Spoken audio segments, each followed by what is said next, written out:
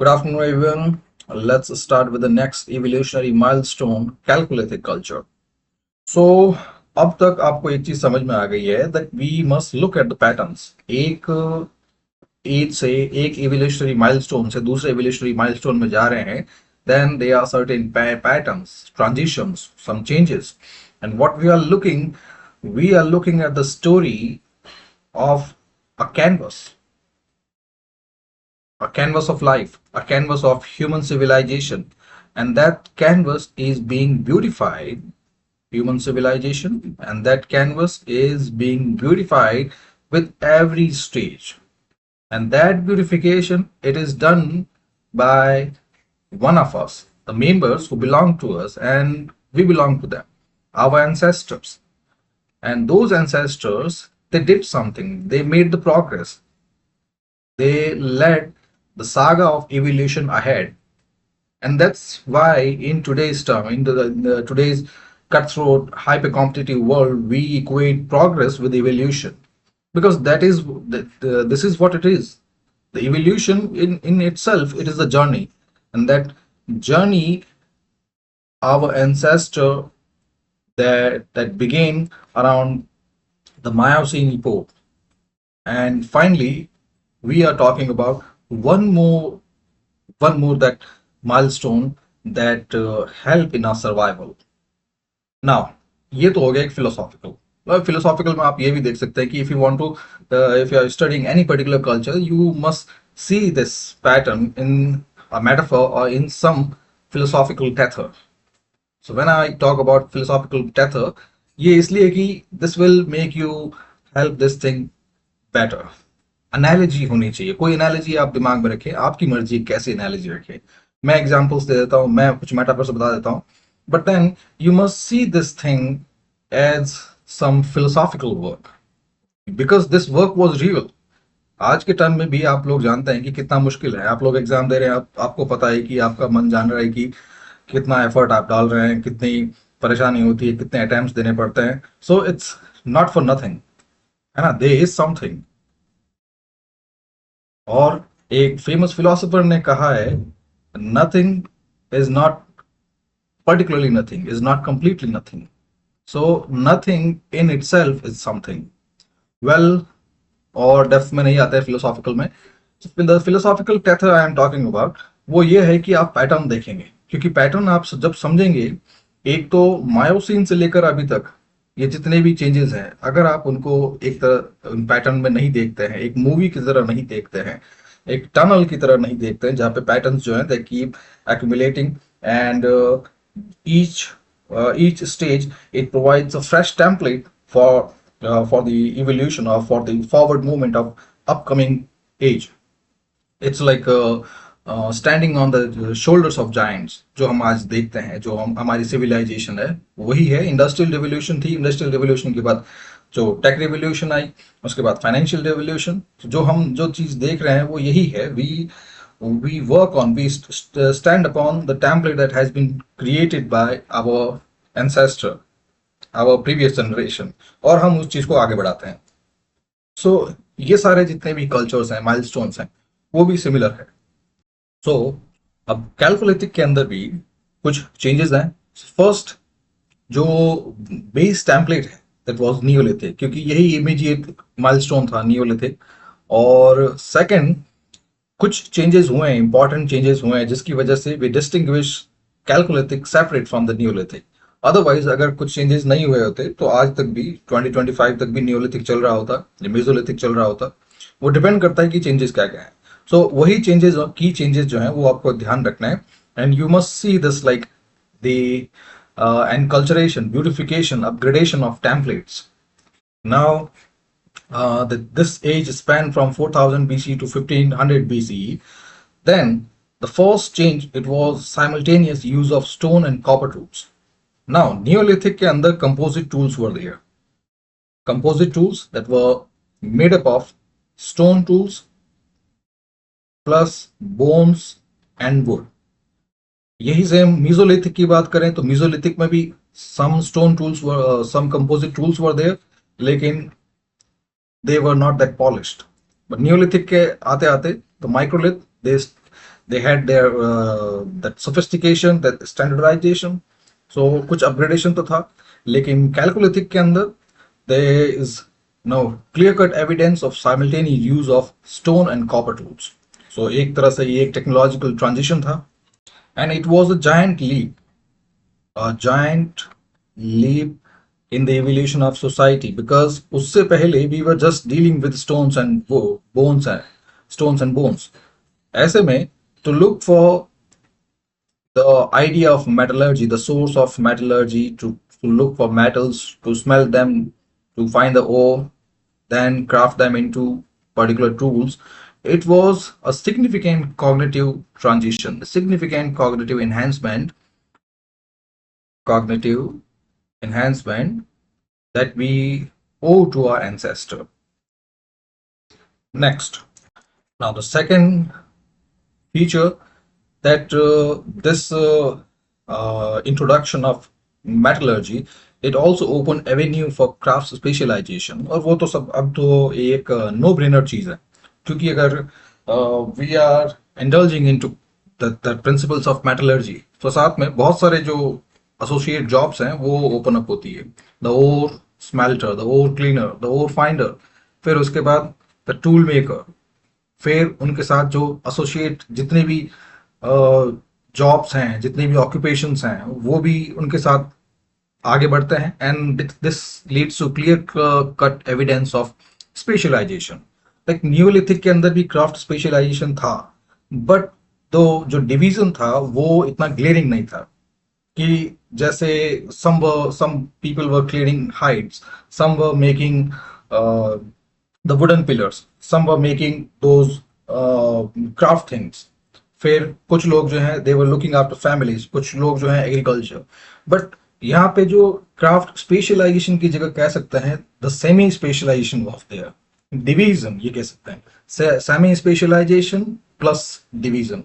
सो उस टाइम पे वो चीज एग्जिस्ट करती थी, क्योंकि ये मुश्किल नहीं था. एक जो खेती कर रहा है उसके लिए बच्चों का ध्यान रखना, जो बच्चों का ध्यान रख रहा है उसके लिए वुडन पिलर्स प्रिपेयर करना, और जो वुडन पिलर प्रिपेयर कर रहा है उसके लिए स्टोन टूल्स प्रिपेयर करना. सो वहां पे वो जो डिफ्रेंशिएशन है, जो स्पेशलाइजेशन है, वो विजिबल नहीं था.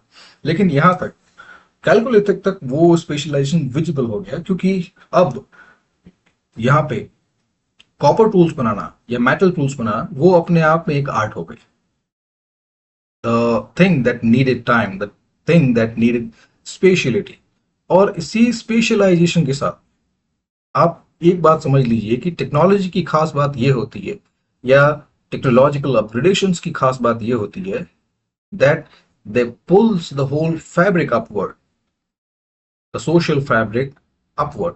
यानी ऐसा नहीं होगा कि हम जो है एक आदमी, एक या एक सर्टेन ग्रुप ऑफ पीपल वो कार में ट्रेवल कर रहे हैं, लेकिन उन्हीं के बाजू में कुछ लोग जो हैं अभी भी पत्थर से आग बना रहे हैं.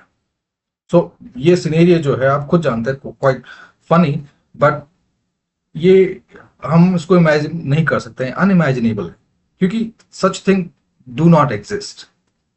वैसे ही ऐसा नहीं हो सकता है कि कुछ लोग प्लेन में जा रहे हैं लेकिन उसी टाइम पे कुछ लोग जो है वो ओन टूल्स बना रहे हैं. मीन्स ऐसा जो सोसाइटल को एग्जिस्टेंस में ये नहीं होता. अगर सोसाइटी एक साथ रह रही है तो, मतलब आपका, मैं आपके पड़ोसी की बात कर रहा हूँ, आप में बहुत सारे लोग जो हैं वो जो अंडमान एंड निकोबार ट्राइब्स हैं उनके एग्जाम्पल दे सकते हैं. लाइक जो सेंटिनलीज हैं, सेंटिनलीज हो गए, ओंगे हो गए, जरावा हो गए, जो अभी भी सॉलिट्यूड में रह रहे हैं बिना किसी कांटेक्ट के. बट उनका केस बिल्कुल अलग है. वो हमारी प्रॉक्सिमिटी में नहीं है, वो हमारी सोसाइटी का हिस्सा नहीं है, वो जो उस टाइम सॉलिट्यूड में रह रहे हैं और उसी में रहना पसंद करते हैं. सो जो वो उनका कन्वीनियंस है. बट मैं ये बात कर रहा हूँ कि आप और आपके पड़ोसी, ऐसा नहीं हो सकता कि आप जो है अपने घर में कार लेके घुस रहे हैं और आपके पड़ोस में जो है कोई अभी भी स्टोन एज के अंदर रह रहा है और जो पत्थर रगड़ के आग बना रहा है. So that's what this upward movement of social fabric और टेक्नोलॉजिकल फैब्रिक. सो यही चीज मैं ये बात कर रहा हूँ कि जब टास्क स्पेशलाइजेशन होता है या क्राफ्ट स्पेशलाइजेशन होता है तो उसके साथ जो बाकी जितने भी चीजें होती है उनका भी स्पेशलाइजेशन होता है. Like if someone is dealing with metals, then उसी मेटल के साथ उसके जो बाकी जितनी भी एक्सेसरीज हैं, लाइक अगर सिर्फ जो टूल हैंडल की बात करते हैं, it must have that standardisation, specialisation. फिर जो स्ट्रक्चर्स हैं जिसके अंदर रहते हैं, the dwellings, the housing, the pit structure, the storage, उन सब के अंदर भी वो चीज़ होनी चाहिए। फिर वॉरफेयर, जितने भी वेपनरी है उनके अंदर भी वो स्पेशलाइजेशन होगा। फिर यही जो कह सकते हैं जो कपड़े हैं, क्लोथ्स हैं, उनके अंदर भी वो चीज़ होगी। सो कुल मिला के ये चीज़ है, अगर एक चीज़ स्पेशलाइज होती है तो जो फैब्रिक है, जो टेक्नोलॉजिकल फैब्रिक है, वो ऊपर बढ़ जाता है। और उसके साथ ही फिर बाकी जितनी भी चीज़ें हैं उनके अंदर भी स्पेशलाइजेशन चाहिए, उनके अंदर भी सोफिस्टिकेशन चाहिए, उनके अंदर भी वो शीन चाहिए, वो अपग्रेडेशन चाहिए। देन द नेक्स्ट फीचर, ये दोनों हो गए। First, simultaneous use of copper and stone tool, first feature. Then craft specialisation, second feature. And third comes socio economic transformation, जो मैंने आपको ये समझाया है कि क्राफ्ट स्पेशलाइजेशन होगा तो जो टेक्नोलॉजिकल फैब्रिक है वो अपग्रेड होगा, वो एक साथ ऊपर उठेगा, और उसके साथ ही बाकी जितनी भी चीज़ें हैं उनके अंदर भी मेजर चेंजेस होंगे। सो वो चेंजेस इसलिए ताकि वो स्पेशलाइजेशन को कॉम्पनसेट कर सके। सो जो सोशल इकोनॉमिक जो ट्रांसफॉर्मेशन है वो क्या क्या थी? फर्स्ट, सरप्लस एग्रीकल्चर, क्योंकि अगर टूल टेक्नोलॉजी है, it has upgraded to quite a notches up. और जब टूल्स इतने सोफिस्टिकेटेड होंगे, टूल्स इतने एडवांस होंगे, तो साथ में जो प्रोडक्शन है, जो आउटपुट है, वो भी बढ़ेगा। सो सरप्लस एग्रीकल्चर वॉज देयर, और सरप्लस एग्रीकल्चर की वजह से कॉम्प्लेक्स सेटलमेंट जो है वो बने, defensive walls and plan layouts, जो आपको बताया अभी कैसे सोशल फैब्रिक अपर, वो जो टेक्नोलॉजिकल फैब्रिक जो है, इट मूव्स अप। कि सिर्फ यहाँ पे एक चेंजेस की, एक सर्टेन चेंज, इसके साथ ही प्रोडक्शन इंक्रीज तो सेटलमेंट जो है वो भी बढ़ गए, स्टोरेज जो है वो भी स्टैंडर्डाइज हो गया, उसके साथ जो प्रोटेक्शन है उसकी नीड हुई, तो डिफेंसिव वॉल्स आ गई, डिफेंसिव वॉल्स के साथ ही जो स्ट्रक्चर है, जो लिविंग लेआउट है, वो भी बढ़ने लग गया। फिर नेक्स्ट, ट्रेड नेटवर्क, ट्रैवल जो है वो भी बढ़ गया। ठीक है, उसके अलावा फिर जैसे ही ये चीज़ें बढ़ गई तो सोशल हायरार्कीज भी आ गई, एमरजेंस ऑफ सोशल हायरार्कीज। सो ये जितनी भी चीज़ें हैं ये साइमल्टेनियसली हुई, और ये सारे के सारे फीचर्स जो हैं दैट सेपरेट कैलकुलेटिक फ्रॉम नियोलिथिक। फिर इंडिया की बात करते हैं, तो इंडिया के अंदर आहार बनास का कल्चर है, कायथ एंड मालवा कल्चर है, फिर जोरवे इन महाराष्ट्र है। सो इन सब के अंदर distinctive ceramics which means pottery, metallurgy and settlement forms हैं। फिर उसके अलावा जो कुछ ग्लोबल साइट्स भी हैं जिसमें we get the traces that there were some interactions between Harappan and Mesopotamian civilization, and not only Harappan, the other civilization, other calculated culture with that of certain other global centers, क्योंकि उन्हीं के साथ फिर जो है, जो copper trade की हम बात कर रहे हैं, तो वो वहीं से शुरू हुआ था और वहीं पे फैसिलिटेट हुआ था। And finally, this is part of introduction. Ki if we try to understand Chalcolithic period, so it's not just a milestone in human evolution, a milestone in the cultural upgradation, civilizational beautification. This phase, it led the groundwork for state formation, economic inequality, ritual complexity, and the rise of urban society. So, एक तरह से we can say the earlier template was Neolithic. So you can say the fresh boosting, the fresh canvas, in other words, already filled canvas was provided by the Neolithic. But then Chalcolithic, after all those culmination of changes of all those upgradation, it became a canvas in itself for the rise of urbanization, for moving upward to the ladder of civilization. अब बात करते हैं features of कैलकुलेटिक culture. सो वैसे introduction में आपको सारा एक idea दे दिया है कि आखिर में कैलकुलेटिव कल्चर क्या है and what are its specific features. फिर भी वन बाय वन अब देखते हैं। So first, from stone to metal और simultaneous use of stone and metallurgy. तो यहाँ पे कॉपर जो है इट वाज हार्नेस्ड, और ये जो है this harnessing it was necessary, क्योंकि ये आप शुरू से देख रहे हैं कि that invention and necessity, they have a direct relationship, because when necessity is there, people look for, people dig deeper, people scrounge further, and watch wider. So that foraging, which has been a hallmark of our own species since one of our ancestors climbed down the trees, उस time से the foraging, which means to look, dig further, look further, कुछ और solution निकालो, कुछ और better करो. सो यहाँ भी ये नेसेसिटी जो उस वक्त की थी, कि जो प्रोडक्शन है, आउटपुट है, स्पेशली जो एग्रीकल्चरल थिंग्स हैं, उनका आउटपुट बढ़ाना जरूरी था, क्योंकि न्यूट्रिशनल सिक्योरिटी हो गई थी. न्यूट्रिशनल सिक्योरिटी की वजह से the population was increasing, but साथ में है जो आउटपुट था, इट वाज नॉट गुड. सो उस आउटपुट को बढ़ाने के लिए समथिंग वाज नेसेसरी, लाइक जो टूल्स हैं उनको और स्टैंडर्डाइज, उनको और सोफिस्टिकेट, उनको और बेटर बनाना जरूरी था. सो ये हुआ था कॉपर के एडवेंट के साथ. सो एग्रीकल्चर टूल्स जो हैं, लाइक सिकल्स, होस, चीजल्स, वो दे इंक्रीज प्रोडक्टिविटी. फिर उसके बाद आप समझ सकते हैं बाकी जो चीजें हैं, ये साइमल्टेनियस नहीं थी. ये जो बाकी जो कॉन्सिक्वेंसेज हैं, ये धीरे धीरे है. फर्स्ट, जो एग्रीकल्चरल टूल्स की वजह से सरप्लस, एग्रीकल्चरल सरप्लस बढ़ा, प्रोडक्शन बढ़ा. प्रोडक्शन की वजह से क्राफ्ट स्पेशलाइजेशन हुआ. Craft specialisation and increase in surplus production, दोनों की वजह से पॉपुलेशन बढ़ी. पॉपुलेशन बढ़ने के साथ ही जो स्टोरेज है, जो या फिर कह सकते हैं वेल्थ एक्यूमुलेशन शुरू हुआ. और वेल्थ एक्यूमुलेशन के साथ ही डिस्पैरिटीज शुरू हुई. डिस्पैरिटीज के साथ ही फिर जो किनशिप नेटवर्क है, पॉपुलेशन बढ़ी तो किनशिप नेटवर्क जो है वो बढ़ने लग गए.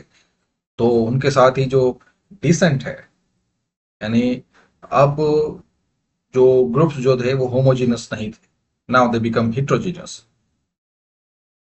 लोग जो है जिस ग्रुप में रह रहे थे, वो जो उनका जो नोन एंसेस्टर है, उनसे रिलेशनशिप ट्रेस करने लग गए, कि like they belong to this, क्या कह सकते हैं, फॉल्कन, हम फाल्कन क्लान के हैं, या फिर हम ट्विग क्लान के हैं, या फिर हम टाइगर क्लान के हैं. जो भी उनका एंसेस्टर था, एक्स वाई जेड, उसके नाम से they started tracing their descent. और उसकी वजह से ही ये जो क्लान है, क्लान से धीरे धीरे फिर ये एक्सपैंड होते हुए सोसाइटी बड़ी होती गई.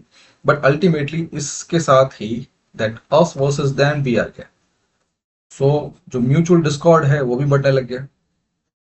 सो अब म्यूचुअल डिस्कॉर्ड बढ़ गए, तो यही कॉपर जो है, it came to rescue, to make weapons, weapons of all sort, जो उस टाइम बढ़ सकते हैं, like daggers, spear heads, arrow tips हैं. फिर ये आपको बता दिया. नाउ एक और टेक्नोलॉजिकल सरप्लस प्रिंसिपल पे आते हैं. नाउ जो इंट्रोडक्शन में आपको जो चीज बताई थी, वही यहाँ पे जो टेक्नोलॉजिकल सरप्लस है, that's the upward movement of technological fabric.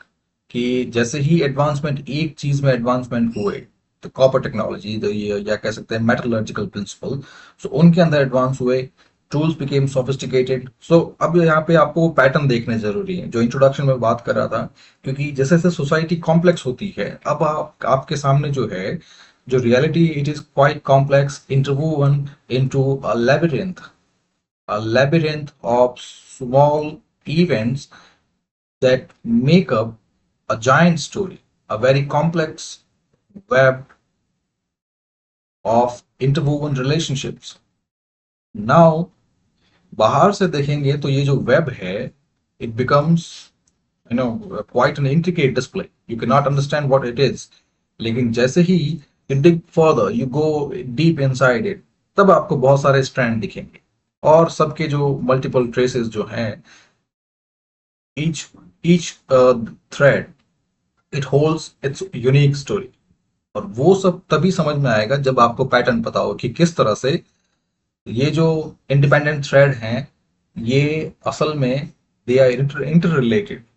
Her thread जो है दूसरे से जुड़ा हुआ है, they are not existing in silos.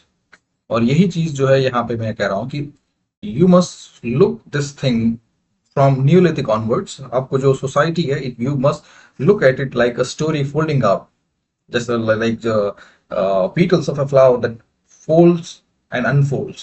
Now that unfolded thing is like saying Chalcolithic was an age of copper. But जब जैसे ही उसको फोल्ड करेंगे like piling the layers of onion, तो आपको जो है स्टोरी के अंदर बहुत कुछ दिखेगा। सेम यहाँ पे भी है। खैर, तो ये प्रिंसिपल जो है टेक्नोलॉजिकल सरप्लस का, ये यही कहता है कि the fabric it moved upward, क्योंकि एक चीज में डिफरेंशिएशन होते हैं, स्पेशलाइजेशन होते हैं, तो उसके साथ ही धीरे धीरे ये बाकी सब चीजों के अंदर भी मेजर चेंजेस होते हैं। फिर अगेन गॉर्डन चाइल्ड ही called this a part of urban revolution, जो स्टार्ट हुई थी नियोलिथिक के साथ। खैर, the second feature of Chalcolithic is the rise of trade and economic network, which was not a part of Neolithic. So it was again a significant change, क्योंकि जैसे ही copper useful हुआ, craft specialisation हुआ, technological surplus हुआ, अब यह है कि the hands were freed. पहले जो है society, most of the members of a particular group of clan or society, they were occupied in those works, those agrarian works. जैसे सबको किसी कोई खेत में काम कर रहा है, कोई टूल्स बना रहा है, कोई हाइड पॉलिश कर रहा है, कोई जो वुडन वर्क कर रहा है, बोन वर्क कर रहा है, जितने भी हैं। बट जैसे ही सरप्लस इन टेक्नोलॉजी की वजह से, कॉपर की वजह से, मेटलर्जी की वजह से जो प्रोडक्शन में सरप्लस हुआ, नाउ कुछ लोग जो है वो उससे फ्री हो गए। अभी भी कुछ लोग काम कर रहे हैं खेत में, लेकिन कुछ ही लोगों के साथ प्रोडक्शन जो है, आउटपुट जो है वो बढ़ गया, टूल्स के साथ आउटपुट बढ़ गया, तो बहुत सारे हैंड्स फ्री हो गए। और जो भी हैंड फ्री हो गए, now they engage into other works. So उनमें से एक जो है क्राफ्ट स्पेशलाइजेशन के बाद this rise of trade. So trade के साथ ही एक कॉम्प्लेक्स ट्रेड इकोनॉमी भी शुरू हुई। इंटर रिलेशनशिप, जो डिस्टेंट सेटलमेंट्स हैं उनके साथ उनके जो लिंकेजेस शुरू हुए। जैसे कह सकते हैं कि जो कॉपर माइनिंग एंड एक्सट्रैक्शन है, वो जो झुंझुनू डिस्ट्रिक्ट के अंदर राजस्थान में एक माइन है, खेतड़ी माइन। सो वहां से कॉपर लिया गया, and then this copper it was traded to far away locations. तो ये यहाँ पे दे रखा है कि this copper it was exchange for other resources like stones, carnelian, lapis lazuli, seashells, textiles and other agricultural produce. So एक तरह से this economic exchange, the economy as a new dimension or new domain of human existence, it took roots. क्योंकि इससे पहले जो भी group था, specially after Neolithic, वो एक पर्टिकुलर जगह पे रह रहे थे। That's what we call permanent settlement. और उसमें फिर अपने एरिया के अंदर जितने भी रिसोर्सेज हैं वो उसी को एक्सप्लॉइट कर सकते थे। तो देयर मोबिलिटी वाज रेस्ट्रिक्टेड।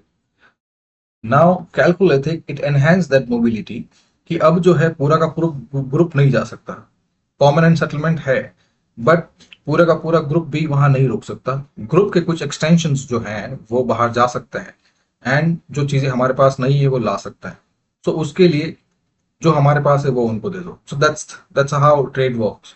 और यही जो है trade, it became later hallmark of modern civilisation जो आज भी है। फिर अगेन, अगर ट्रेड शुरू हो रहा है तो ट्रेड स्पेशलिस्ट भी होंगे, specialists. So trade specialist. So again, a craft specialization is there. So trade became a full-time occupation. और full-time occupation. So साथ में जो traders जो हैं, early traders, they may enjoy elevated social status due to their control over rare and exotic items. So because of this control, or because of their economic activity, यहाँ पे जो social hierarchy है, या कह सकते हैं differences in social status, वो भी शुरू होने एमर्ज होने शुरू हो गए। फिर specialisation and division of labour, जो आप बात कर दी कि ऑक्यूपेशनल स्पेशलाइजेशन जो है ये भी शुरू हुआ, और उसी की वजह से सोशल कॉम्प्लेक्सिटी भी बढ़ने लग गई कि अब artisans were there, metal workers were there, potters, copper smiths, bead makers, weavers, all of them they became integral part of the unit in which they were living.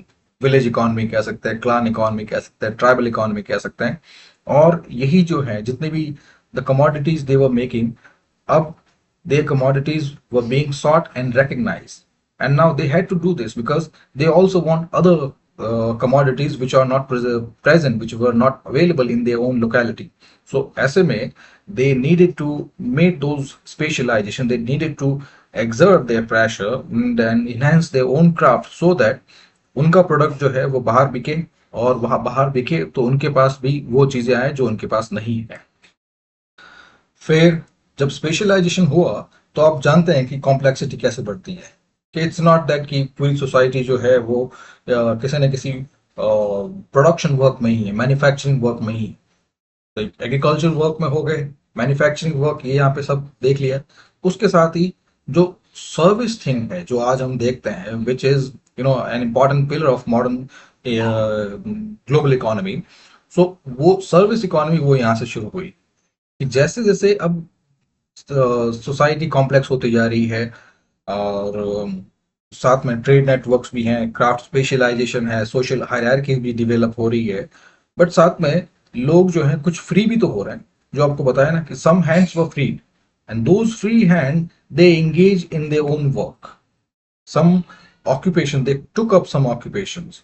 So there were some people who handled those questions, those abstract questions that kept haunting the human civilization since the beginning, और आज भी हमारे पास वो question है, like जो हम ये पता है कि कॉपर जो है, कॉपर स्मेल्ट करके उसे वेपन्स बना सकते हैं, उसे एग्रीकल्चर टूल्स बना सकते हैं, उनके साथ एसोसिएटेड जितने भी इंडस्ट्री है उसको हम अपलिफ्ट कर सकते हैं, but again we do not know what God is, we do not know why all this happens, what life is. So ये जो क्वेश्चन जो है ये शुरू से ही है, तो कुछ लोग जो है वो they are still looking after those answers.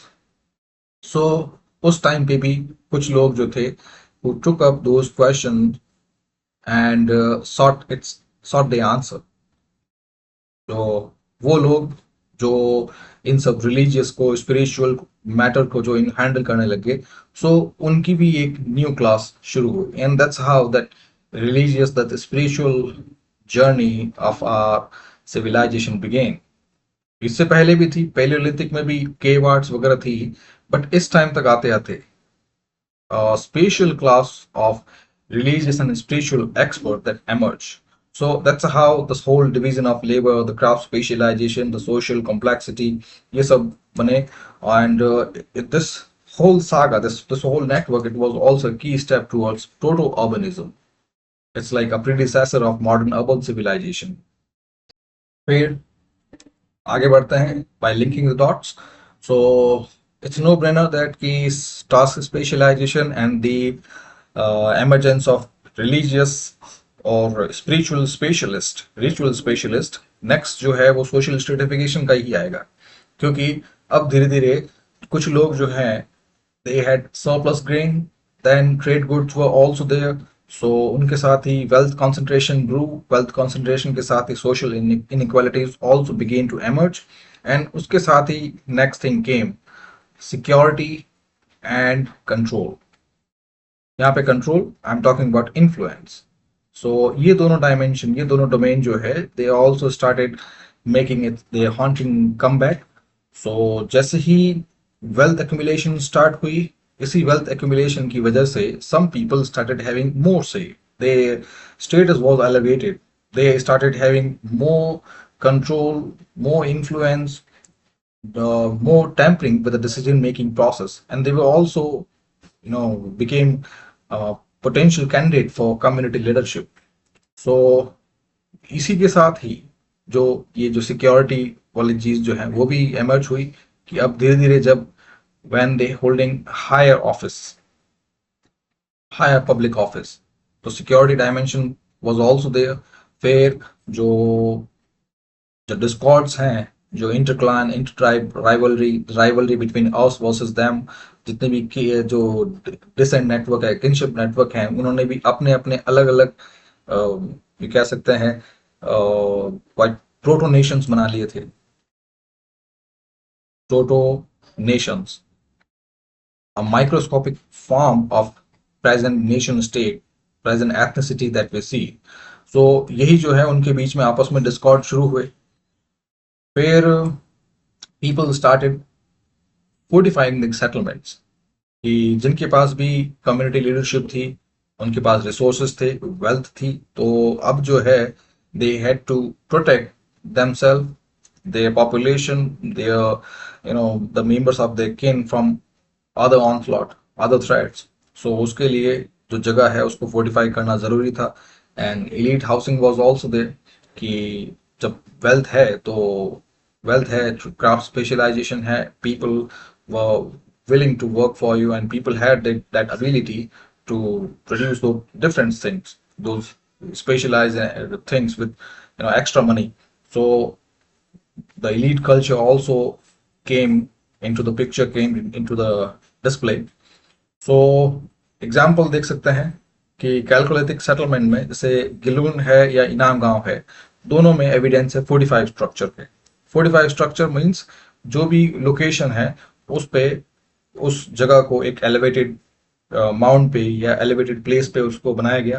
Like से ये एक you can say level level है और इसी पे ये एक माउंट लाइक स्ट्रक्चर है, एलिवेटेड प्लेस है. सो यहाँ पे उन्होंने अपना स्ट्रक्चर बनाया and then this structure was also fortified. Fortified means दीवार बनाई, ऊंची दीवार बनाई या फिर स्ट्रॉन्ग पिलर्स, स्ट्रॉन्ग होल्ड्स बनाए, स्ट्रॉन्ग वॉच टावर्स बनाए, ताकि यहाँ से वो अपने जो लोकेशन है, अपनी स्ट्रक्चर है, इसको प्रोटेक्ट कर सके फ्रॉम इन्वेडर्स. फिर we talk about warfare and fortification, क्योंकि वो fortification तभी होगा when there is a direct threat of warfare, when we are trying to protect something that we see valuable. So ये जो चीजें हैं इसके causes हैं यहाँ पे factors. The advent of metallurgy, surplus production and population increase, some hands were freed, then craft specialization were there, task differentiation, role division, social hierarchy, trade expansion, and finally inter community interaction. So जो security dimension जो मैंने आपको बताया वो यहाँ पे दिख रहा है कि जब इंटर कम्युनिटी इंटरेक्शन हुए between particular two different clan, two different proto ethnic nations, so sometime those interactions were not peaceful. So उसके लिए जो रिसोर्सेज हैं, सेटलमेंट्स हैं, सोशल ऑर्डर्स हैं, पॉपुलेशन है, इसको प्रोटेक्ट करना जरूरी था. So first it led to rise of organized conflict, yani war became a separate occupation. कि वॉर के साथ ही सेपरेट इकोनॉमी कह सकते हैं कि इसके साथ ही फिर बहुत सारी चीजें हैं, जितने भी डिविजन्स हैं, the tools and tapestry of organise conflict, organise warfare, कि एक आर्सेनल हो, फोर्टिफाइड स्ट्रक्चर हो, फिर उसके बाद आर्चर्स हो, कैवलरी हो, इन्फेंट्री हो, फिर उनको सोल्जर्स हो, उनको लीड करने वाला एक जनरल हो, कमांडर हो, एक ऑफिसर हो. सो इस तरह से this organise warfare it becomes a separate occupation, separate economy. फिर डिफेंस स्ट्रक्चर जो है, defence system, fortified system, they also became more organise and structure. कि दीवारें जो हैं वो और ढंग से बनाई गई, मोटी बनाई गई. और फिर उसके बाद फोर्टिफाइड स्ट्रक्चर में भी वॉरफेयर में ये कह सकते हैं वॉच टावर्स आए, जो क्या ये कह सकते हैं जो सैपर का रोल आया. जो जैसे एलिवेटेड स्ट्रक्चर पे होती है, बहुत सारे जो पुराने किले हैं उनके बाहर की साइड पे एक ट्रेंच बनाई जाती है, ट्रेंचेस, वो भी है. सो कुल मिला के the warfare it became institutionalised, जो मैंने अभी आपको बताया, सेपरेट इकोनॉमी, सेपरेट ऑक्यूपेशन. फिर बात करते हैं metal weaponry and militarisation of technology. तो टूल्स तो है ही है, तो टूल्स के साथ ही वो टूल्स जो हैं they were employed as a weapon. ये तो हर जगह होता है कि साइंस जब भी अपग्रेड हुई है, साइंस में हर एक technological upgradation it has two possible uses. First the constructive one, the second destructive one. ये आप देख सकते हैं. जैसे न्यूक्लियर एनर्जी जो है वो भी क्या है, उसके कंस्ट्रक्टिव यूज है कि if it employed properly then it can provide energy security for thousands of years. लेकिन सेम जो न्यूक्लियर फ्यूल है, if it is diverted for weapon production, so वो एक डिस्ट्रक्टिव यूज है. सेम टूल्स जो है यहाँ भी they started having their place in weapons, in weaponry. So जो साइट है, अहाड़ है, जोड़वे है, कायथा है, यहाँ पे भी बहुत सारे एविडेंस मिले हैं इन सब वेपन्स के, copper axes, spear heads, daggers. फिर एक और चीज है कि ये जितने भी कॉपर टूल्स हैं, they were likely serve dual roles, may be you know direct, ये नहीं कह सकते कि डायरेक्ट वेपन रोल था, बट जो भी एंसेस्टर हैं वो इतने तो समझदार थे, तभी हम लोग आज जिंदा हैं। तो उन्होंने शायद ये जो टूल्स बनाए हैं, ये ड्यूल रूल के लिए बनाए, फंक्शनल डुअलिटी, कि कभी हो सके तो यही टूल जो है एग्रीकल्चर पर्पस के लिए in peace time, agriculture tool in peace time and weapons during war time. फिर फोर्टिफिकेशन। सो यहाँ पे आप एग्जांपल देख सकते हैं फोर्टिफिकेशन टेक्निक्स की, जैसे गिलोन है या इरेंडा है, इन दोनों में मड रैम्पार्ट्स एंड पेरीमीटर वॉल्स, जो मैंने आपको बताया, जो एक स्ट्रक्चर है, एक स्ट्रक्चर के चारों तरफ जो वॉल होती है, पेरीमीटर वॉल, फोर्टिफाइड वॉल, सो वो भी है। और जो मड रैम्पर्ट्स हैं, जो जिनको आज हम मॉडर्न वॉच टावर्स बोलते हैं, सो वो दोनों भी एक यू नो एविडेंस है कि उस कैलकोलिथिक एज में फोर्टिफिकेशन कैसे शुरू हुआ। फिर बहुत सारे सेटलमेंट्स जो हैं, they were establish on elevated mounts, elevated structure पे। ये लेवल, इस स्ट्रक्चर, इस एलिवेटेड जगह पे बनाया गया ताकि अगर कोई इन्वेडर यहाँ से या यहाँ से आए तो वो उस अटैम्प्ट को जो है उसको रोक सके। फिर साथ में एक और नया एविडेंस मिला ऑफ एंक्लोज ग्रेनरीज, जो क्या सकते जो ग्रेन स्टोरेज यूनिट्स हैं। तो अब कुछ ऐसे एविडेंस मिले हैं जिसमें जो ग्रेनरीज हैं, जो स्टोरेज यूनिट्स हैं, दे वर हिडन। सो यहाँ पे ये चीज दिखाती है कि पीस टाइम पे तो स्टोरेज यूनिट जो है हर एक के हाउस होल्ड में है, लेकिन वॉर टाइम में ऐसी हिडन ग्रेनरीज हैं जो डिस्ट्रॉय नहीं की जा सकती। So this reflect strategic planning, और ऑल्सो इट सजेस्ट दैट कि वॉरफेयर वाज क्वाइट कॉमन। तभी जो है विद टाइम जो एंसेस्टर्स हैं या उस वक्त के लोग जो है, उन्होंने इस चीज का इजाद किया। फिर बात करते हैं tribal confederacy and rank society. तो सोशल हायरार्की होगी, सोशल कॉम्प्लेक्सिटी आएगी, तो फिर उसके साथ ही जो रैंकिंग है वो भी शुरू होगी। तो यहाँ पे जो मॉडर्न फ्राइड है उसका क्लासिफिकेशन है कि उसके अनुसार सोसाइटी 3 फेजेस में इवॉल्व होती है, इगलिटेरियन, रैंक एंड स्ट्रेटिफाइड। सो इगलिटेरियन होती है, इगलिटेरियन मीन्स इक्वल, और ये सोसाइटी होती है जो मीजोलिथिक के पैलियोलिथिक के अंदर जो अर्लीस्ट एग्रीकल्चरल कम्युनिटीज है। तो वहां पे खोने के लिए कुछ है ही नहीं, तो लड़ने के लिए भी कुछ नहीं है, तो ऐसे में सभी लोग बराबर हैं, है ना। सब जैसे आपको बताया कि समवन वाज क्लीनिंग हाइड, फिर कुछ जो है बोन टूल्स के साथ वर्क कर रहे हैं, सम वर हंटिंग। सो ऐसे में रैंकिंग बड़े लेवल पे एग्जिस्ट नहीं करती, बिकॉज जो जितने भी रोल्स हैं वो इंटरचेंजेबल है, जो टास्क है वो भी इंटरचेंजेबल है। जो हाइड क्लीन कर सकता है वो बोन भी क्लीन कर सकता है। फिर वो उन्हीं के साथ जितने भी रोल्स हैं वो इतने भी स्पेशलाइज नहीं है कि उनके बीच में कोई म्यूचुअल डिस्कॉर्ड हो सके। सो यही एग्रीकल्चर कम्युनिटीज का है। अगर कोई दूध निकाल रहा है, या फिर कोई जो है गेहूं उगा रहा है, या कोई गेहूं काट रहा है, या फिर कोई हल चला रहा है, तो उनके बीच में जो टास्क स्पेशलाइजेशन जो है इतना वेरी नहीं करता है, जिसकी वजह से उनके बीच में म्यूचुअल डिस्कॉर्ड जो है वो हायरार्की तक पहुंच सके। लेकिन जब टास्क स्पेशलाइजेशन जो एक टेक्नोलॉजिकल अपग्रेडेशन होता है, स्पेशली कैलकुलेटिव एज, तो यहाँ पे तो जो रोल डिफरेंशिएशन है, इट इज क्वाइट क्लियरिंग। जो जो जो वेपन्स बना सकता है वो साथ में वो फिर दूसरे जितने भी काम, जो ट्रेडिंग का काम है वो नहीं हो सकता। फिर जो ट्रेड कर सकता है वो एग्रीकल्चर वर्क नहीं कर सकता। फिर जो एग्रीकल्चर वर्क कर सकता है वो क्लोथ प्रोडक्शन उसमें नहीं आ सकता। सो इसके साथ ही यहाँ पे जो सोसाइटी है, they move from egalitarian to rank society. तो रैंक सोसाइटी अगर नहीं समझ में आया तो इट्स अ क्लास हायरार्की। जैसे जितने भी सेटलमेंट्स थे, जो भी उस वक्त के जो लोग थे, क्लान बेस्ड, ट्राइब बेस्ड, जितने भी ग्रुप बेस्ड जितने भी सेटलमेंट्स थे उनके अंदर भी जो लोग जो थे, कुछ कुछ लोग जो है वो लीडर्स बने because of the experience, the role in defence, in surplus management etcetera. फिर ये जो सेकंड चीज है, the formation of tribal confederacy, जो पहले आपको बताया था, the rise of proto ethnic state, proto ethnic state, ये यहाँ पे ये कैलकुलेटिक में इमर्ज हुए। और यहाँ पे for uniformity we call them tribal confederacy. तो धीरे धीरे यही जो आपको बताया कि आखिर ये ट्राइबल कन्फेडरेसी क्यों बनी, क्योंकि अब जो फर्स्ट सोसाइटी जो है वो पॉपुलेशन में बढ़ने लग गई। अब पॉपुलेशन में बढ़ने लग गई तो एक जो सर्टेन ग्रुप जो है वो अपने अपने सेटलमेंट के हिसाब से वो अलग रहने लग गए।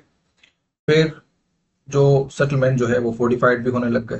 फिर सरप्लस प्रोडक्शन भी हो गया। तो सरप्लस प्रोडक्शन हो गया तो साथ में म्यूचुअल डिस्कॉर्ड भी शुरू हुए। अब म्यूचुअल डिस्कॉर्ड शुरू हुए, उसके साथ ही इससे पहले this tracing the trace of the descent structure, वो पहले नहीं था, पहले एग्जिस्ट नहीं करता था, या पहले इट डज नॉट मैटर क्योंकि सोसाइटी बहुत छोटी थी, अ बैंड ऑफ 25-30 पीपल, और वही जी रहे हैं, वही साथ में मर रहे हैं, तो उनके लिए मैटर नहीं करता है कि किस ट्राइब से किससे बिलोंग करते हैं, क्योंकि ये कंसेप्ट था ही नहीं उस वक्त। लेकिन जैसे ही अब ये 25 का स्ट्रक्चर जो है इट इंक्रीज टू 200। अब 200, 200 लोग जो हैं वो एक छोटी जगह पे वो एग्जिस्ट नहीं कर सकते। सो एक तरह से ये एक विलेज बेस्ड एग्जिस्टेंस हो गया कि हर एक जो है अपना अपना छोटा छोटा सेटलमेंट जो है, बड़ा सेटलमेंट, क्योंकि प्रॉपर्टी डिवीजन उस वैसा नहीं था जैसा आज देखते हैं। सो वही 200 का डिवीजन जो है वो छोटे छोटे और स्मॉलर सब डिविजन्स के अंदर वो एग्जिस्ट करने लग गए। फिर अगेन आप जानते हैं कि पॉपुलेशन जो है एक्सपोनेंशियली ग्रो करती है। सो अब 200 लोग हैं और जस्ट इमेजिन कि यही उनके 3 बच्चे के हिसाब से यही स्टॉक, यही सोसाइटी जो है एक जनरेशन में, in just 20 to 30 years it increased to 600. Now those 600 people could not have been accommodated within the places they were living. So again the subdivision जो है they further led to fragmentation. और fragmentation के अलावा एक और चीज है कि यही जो है इनमें से कुछ यूनिट, ये कह सकते हैं 200 की 3 सेपरेट यूनिट्स बन गई, एंड जगह उनके पास खूब थी। सो कोई एक ग्रुप जो है पर्टिकुलर वाटर बॉडीज के पास सेटल हो गया, अपना एक विलेज बना दिया। फिर दूसरा ग्रुप जो है कहीं और किसी वाटर बॉडीज के पास में। सो अब जो है ये दोनों ग्रुप ये सेपरेट हो गए। Now they they trace their relationship in a descent manner कि आखिर ये और ये दोनों ग्रुप जो है एक दूसरे से किस तरह से रिलेटेड है। That's what kinship network is. फिर इसी किनशिप नेटवर्क में अब कोई और सोसाइटी है, जब ये कह सकते हैं ये ईस्ट से वेस्ट की तरफ जा रहे हैं, तो कोई सोसाइटी वेस्ट से ईस्ट की तरफ भी आ रही है और उसका भी कोई सेपरेट नेटवर्क है। नाउ दो सोसाइटी, ये और ये, दे मे कम एट म्यूचुअल डिस्कॉर्ड, क्योंकि वक्त के साथ इन 100 years, in 150 years, all of those relationship or those kinship network they do not matter at all। क्योंकि जो ह्यूमन माइंड जो होता है it can only remember certain ideal, certain Tatum, certain motive, यही। और वो यूजुअली जो है वो 60-70 साल, उस वक्त में तो 60-70 साल, 100 साल, उसके बाद का टाइम जो है कोई रिमेंबर, कोई याद नहीं करता है कि किस से बिलोंग करते हैं, क्योंकि उस वक्त सोसाइटी जो है खुद आगे बढ़ते बढ़ते खुद फ्रेगमेंट हो जाती है। सो अगेन यहाँ से जो ट्राइबल कन्फेडरेसी हैं they started forming, and then we have evidence of large settlement like Inamgaon, Iranda, where communal organization, segmented architecture, and resource coordination, all of them suggest that some tribal groups, even in smaller numbers, they were existing together, and that might have led to the presence of lineages, kinship network later on. फिर spiritual और religious life की बात करते हैं। So symbolic world में first burial practice आती है जो यूपीएससी पर्सपेक्टिव से है कि the visible expression of chalcolithic religiosity it comes from burial customs, कि उससे अंदाजा लगता है कि they believe in some form of deity, some form of symbolic thought, some form of abstract religious thinking. जैसे some people were buried with grave goods. जैसे इनाम गांव है या नावड़तोली मध्य प्रदेश, इन दोनों में जो burials हैं grave goods में pottery, copper tools, beads and food items मिले हैं, which suggests that they were inclined on those religious line की जिंदगी के बाद भी जिंदगी होती है, लाइफ आफ्टर डेथ, ऐसे।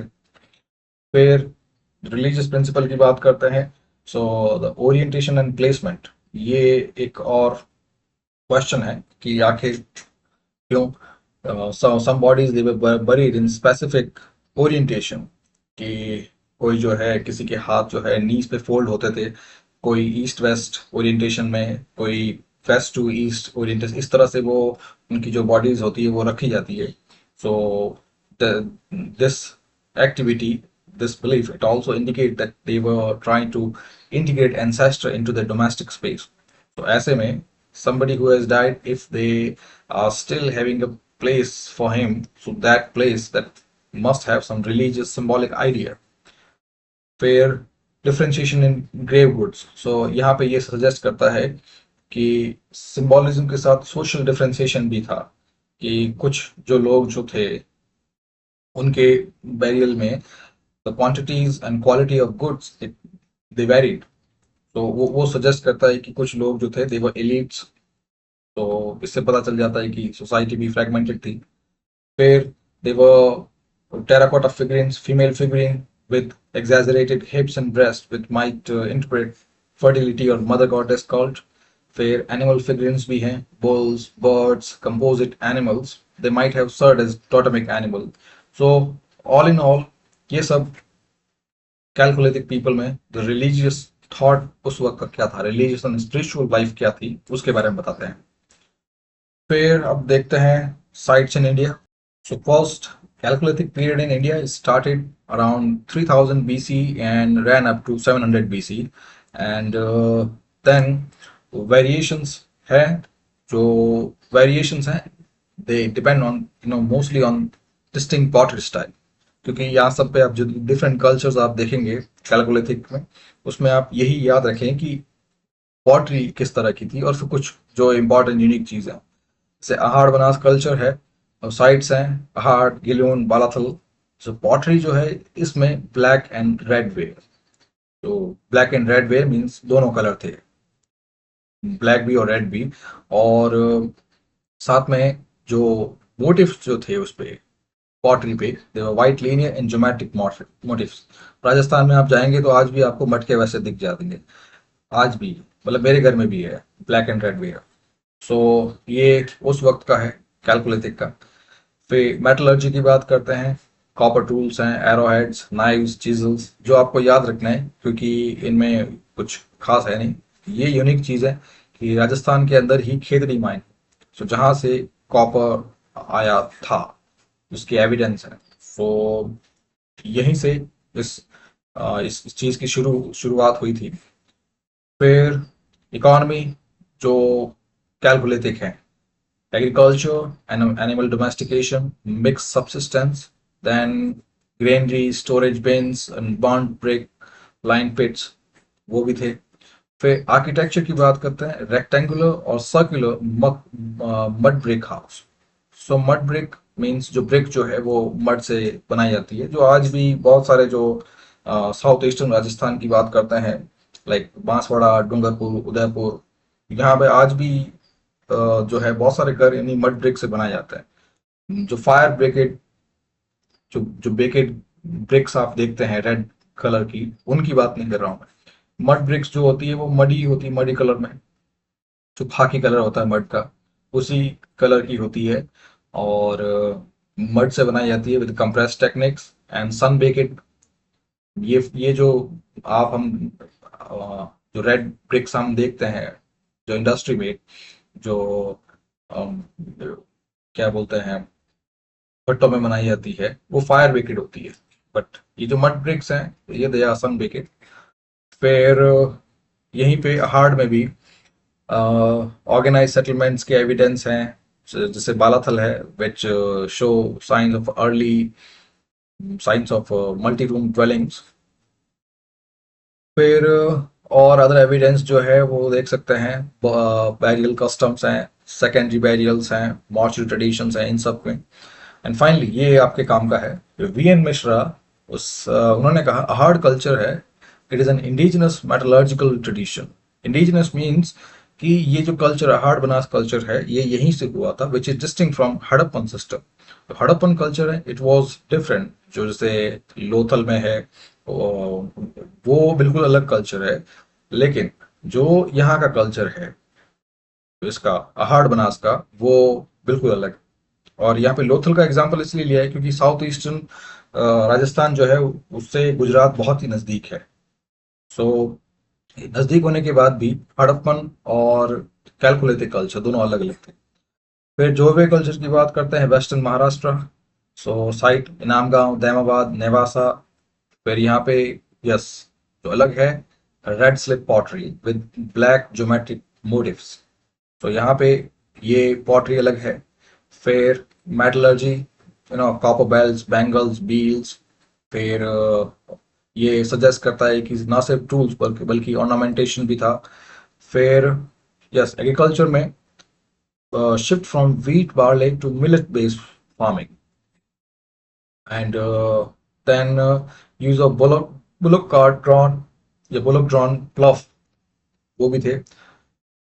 जो जो जो प्लव आप देखते हैं, जो हल आज भी बहुत सारी जगह पे जो यूट्यूब वगैरह में आप देखते रहते हैं, जो एग्रीकल्चर का एग्जांपल बताते हैं, ट्रैक्टर की जगह पे दो बैल जो है, एक हल लेके जा रहा है, पीछे आदमी चल रहा है, सो उस हल की बात कर रहे हैं, बुलक ड्रॉन प्लव। फिर पैस्टोरलिज्म, सो इनाम गांव में एविडेंस है और सीजनल एंड माइग्रेटरी पैटर्न्स। फिर बरियल्स में एक यूनिक चीज है, earn burial. Earn burial means एक बड़ा सा इस तरह से एक पॉट होता है अर्न टाइप में। फिर जो डेड बॉडीज होती है, दे वर प्लेस इनसाइड इट। सो ये एक यूनिक फीचर है जोरवे कल्चर का।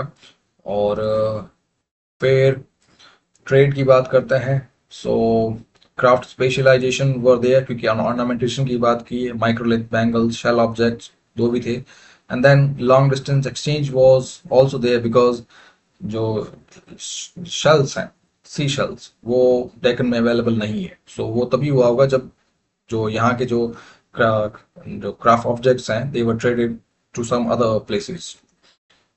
फिर H D Sankalia, the scholar's view, he represented Jove as well-integrated agro-pastoral society, कि जिसमें दोनों चीजें थी, agriculture and pastoralism, दोनों with some degree of political organization. But it would have been less, क्योंकि अगर society is mobile, क्योंकि pastoralism था, तो ये तभी पॉसिबल होगा जब सोसाइटी एग्जिस्ट करती है एक जगह पे, सेटलमेंट इज परमानेंट, तो वहां पे उसको रूल करना, और या कह सकते हैं political organisation, it is feasible. लेकिन एक पास्टोरल सोसाइटी के लिए, which are mobile for a certain type of year, so उस मोबाइल सोसाइटी के लिए political organisation might have been provided certain flexibility. फिर बात करते हैं कायथा एंड मालवा कल्चर की। तो sites Kayatha, दांगवाड़ा, नावड़ातुली, Madhya Pradesh. Than copper objects, बीज, टेराकोटा बैंगल्स, वो तो है ही है, कॉपर कैलकुलेटर की बात कर रहे हैं। Then important 45 structure, and that indicates beginning of warfare and conflict planning. Then yes, Malwa culture, it provided foundation for later Iron Age civilization. Where Malwa culture, Navdatoli, Aranakal, Mandla, फिर यहाँ पे जो pottery है, thick red ware pottery with black slip painting. आपके exam point of view से ये चीज जो है, ये यूनिक चीजें ही ध्यान रखनी, क्योंकि अगर क्वेश्चन आता है तो उन चीजों पे नहीं आता जो बहुत ही ऑब्वियस है। नोबडी विल आस्क कि कैलकुलेटिक एज में किस मेटल से ऑब्जेक्ट्स या टूल्स बनाए जाते थे, सो दैट्स क्वाइट ऑब्वियस। या फिर कुछ नहीं आया तो फिर आप ये चीजें लिख सकते हैं, सम ऑर्नामेंट्स की, जो इंडिया के अंदर वो कैलकुलेटिव एज में कॉपर ऑब्जेक्ट्स थे, कॉपर यूटेंसिल्स थे, एक्सेस थे, स्पेयर्स थे, एरोहेड्स थे, ये हर जगह कॉमन है। जो यूनिक चीजें होती है किस पर्टिकुलर कल्चर में कौन सी पॉटरी है, वो डिस्टिंक्ट, वो डिफरेंशिएट करती है एक सब रीजनल कल्चर को दूसरे से। फिर ऑर्गेनाइज सेटलमेंट, 45 विलेजेस सब। फिर दामाबाद की बात करते हैं, यहाँ पे ये इंपॉर्टेंट है, late Harappan and chalcolithic cross road. So यहाँ पे ये culture Daimabad, it is multicultural site, जहाँ पे late Harappan, Jorwe and Malwa layer तीनों जो है प्रेजेंट है।